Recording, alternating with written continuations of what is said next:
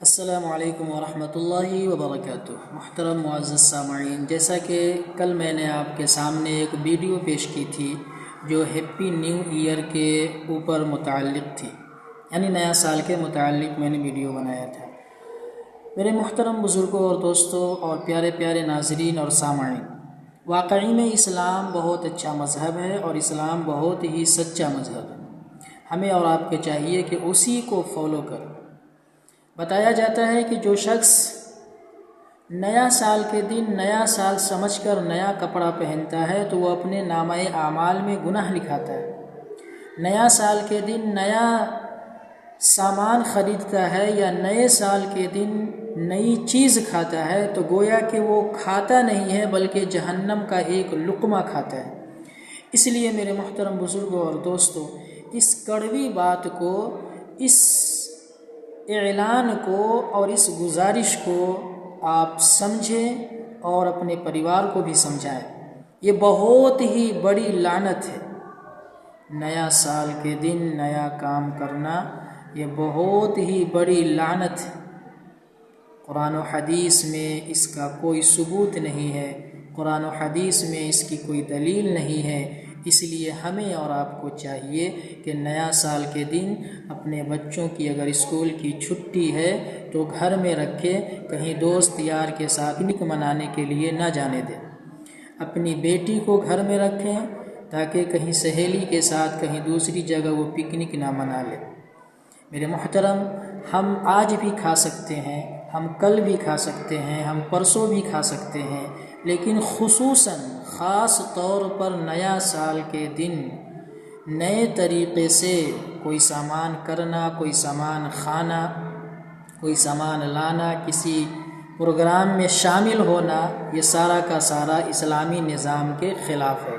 اس لیے ہم اور آپ اس کا بہت ہی زبردست طریقے سے بائیکاٹ کریں اور اس کے خلاف ہم کرنے والے بنیں کہ یہ غلط ہے، یہ صحیح نہیں ہے، بالکل اسلام کے یہ خلاف ہے۔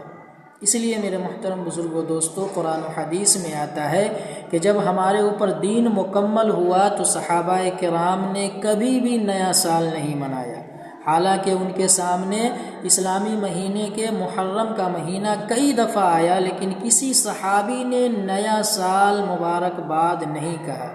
اس کے بعد آئیے تابعین، وہ بھی نہیں کہا۔ اس کے بعد بزرگان دین، وہ بھی نہیں کہا۔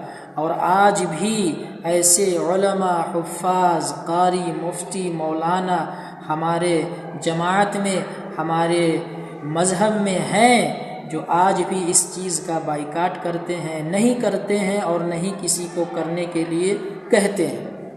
اس لیے اگر آپ اپنی بھلائی، اپنے پریوار کی بھلائی، بچوں کی زندگی کی بھلائی، مستقبل بنانا چاہتے ہیں، بھلائی کرنا چاہتے ہیں تو آپ کو مل کر ہمارا سپورٹ کرنا ہے، اس کام کو نہیں کرنا ہے۔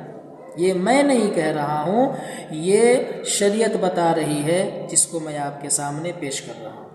اس لیے ایسی لغو چیز، بکواس چیز اور بیکار چیز کو اپنے دل و دماغ میں نہ بیٹھائیں اور ایسی چیز کو پرزور طاقت سے اپنے سماج سے، اپنے گھر سے، اپنے دل سے، اپنے دماغ سے نکال کر باہر ایسی جگہ پھینکے کہ پھر دوبارہ وہ دکھائی نہیں دے۔ ہم لوگ محمد صلی اللہ علیہ وسلم کے ماننے والے ہیں اور ہم اگر ہیپی نیو ایئر نیا سال کے دن کہیں گے تو ہمارے میں اور غیروں میں فرق کیا رہ جائے گا؟ مسلمانوں میں اور عیسائی میں فرق کیا رہ جائے گا؟ مثال کے طور پر ایک مرد ہوتا ہے، ایک عورت ہوتی ہے، تو مرد مرد ہوتا ہے، عورت عورت ہوتی ہے، لڑکا لڑکا ہوتا ہے، لڑکی لڑکی ہوتی ہے۔ انسان اب لڑکا ہے، اب لڑکی کا ڈریس پہن لے تو پھر فرق کیا رہ جائے گا؟ مشابہت اختیار ہو جائے گا۔ تو اللہ کے نبی نے کہا کہ جو بھی انسان جس کا چال چلن اختیار کرے گا، جیسے مسلمان اگر غیر مسلم کا چال چلن اختیار کرے گا، یہودی کا چال چلن اختیار کرے گا، عیسائی کا چال چلن اختیار کرے گا، تو جب مرے گا تو اسی کے ساتھ اس کا حشر ہوگا۔ یعنی عیسائی کا چال چلن اختیار کیا ہے تو عیسائی کے ساتھ ہوگا، یہودی کا کیا ہے تو یہودی کے ساتھ ہوگا، نصرانی کا کیا ہے تو نصرانی کے ساتھ ہوگا۔ جس کا بھی چال چلن طریقہ استعمال مسلمان کیا ہے جو طریقہ اسلام کے خلاف ہے، وہ اسی کے ساتھ اس کا حشر ہوگا۔ تو ہم کیا چاہتے ہیں؟ ہم برسوں سے نمازی ہیں، برسوں سے قرآنی ہے، حاجی ہیں، ہم جو ہے نا حافظ ہے، مولانا ہے، قاری ہے، اور اگر ہم غیروں کے طریقے پر ہیپی نیو ایئر کہیں گے تو پھر ہمارا اور ان میں کوئی فرق نہیں ہوگا، اور پھر ہمارا حشر اسی کے ساتھ ہوگا، اور ہماری نماز بھی برباد ہو جائے گی، ہمارا جو ہے نا نیک اعمال بھی برباد ہو جائے گا۔ جب حشر اس کے ساتھ ہوگا تو پھر ہماری نماز کہاں سے کام آئے گی؟ اس لیے یہ کوئی چھوٹی موٹی بات نہیں ہے، یہ بہت بڑی بات ہے۔ اللہ سے ہم اور آپ دعا کریں اور یہ عہد کریں سختی کے ساتھ کہ گھر میں کبھی بھی، اس سال نہیں بلکہ زندگی میں جب بھی ہماری دوبارہ زندگی ملے، ہم زندہ رہیں، ہم بھی بچیں گے انشاءاللہ، اور اپنے بال بچوں کو اور اپنے اگل بغل کے پڑوسیوں کو بھی بچائیں گے۔ قرآن کریم میں اللہ فرماتا ہے یا ایھا الذین آمنوا قوا انفسکم واہلیکم نارا وقودھا الناس والحجارہ۔ یہ بہت ہی پاورفل آیت ہے۔ اس میں کہا گیا ہے کہ بچو اپنے آپ کو اور اپنے اہل و عیال کو اس دن کے عذاب سے جس دن انسان اور پتھر اس کا ایندھن ہوگا، اس کا آگ ہوگا، یعنی انسان اور پتھر سے قبر کو سلگایا جائے گا۔ اس دن کے عذاب سے ڈرو اور اپنے آپ کو بھی بچاؤ، اپنے اہل و عیال کو بچاؤ، اپنے سماج کو بچاؤ، اپنے سوسائٹی کو بچاؤ۔